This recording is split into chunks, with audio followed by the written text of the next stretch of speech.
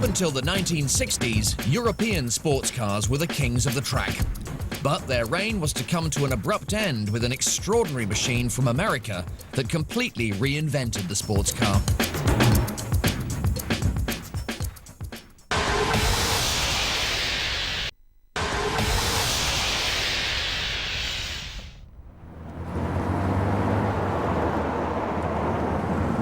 In 1963, the grandson of the great Henry Ford II, decided that it was time for an American car to win at Le Mans. And he was desperate for that car to be a Ford.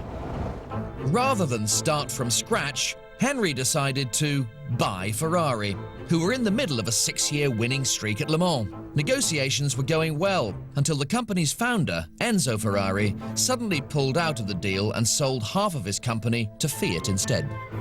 It turns out that the talks with Ford were simply a ruse by Enzo to bump up his share prices. Henry Ford was furious and decided to take revenge on Ferrari by beating them at Le Mans. He looked to other manufacturers for help and ended up here in England. Ford teamed up with a small British racing team called Lola, run by a brilliant young designer, Eric Broadley. Broadley, the chap on the left, had impressed Ford at the 1963 Le Mans with this extremely fast, radically styled car, but his team hadn't managed to finish the race.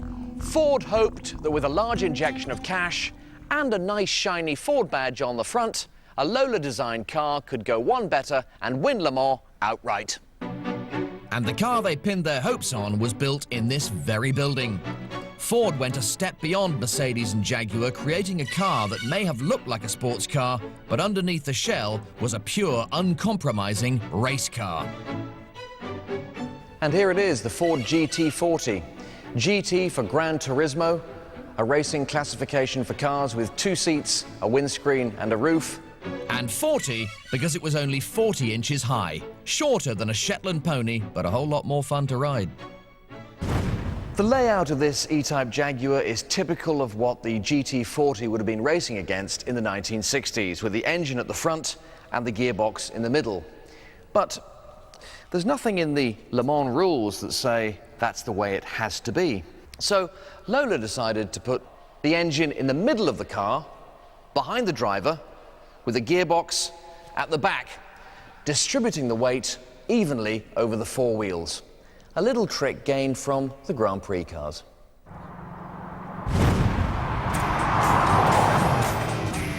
For Henry Ford to take his revenge, the car had to be 2 things: fast enough to take on a Ferrari and reliable enough to finish the grueling 24 hours of Le Mans.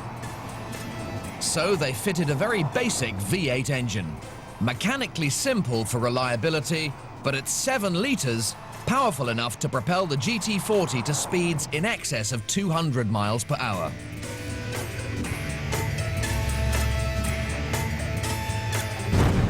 Right, these machines, of course, are best tested on a track. So, here we go.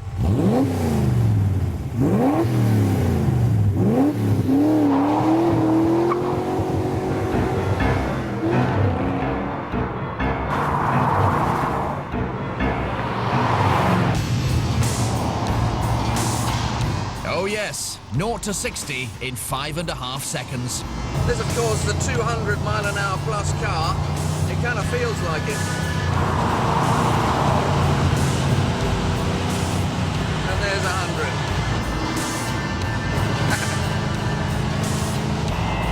A really enjoyable car to drive.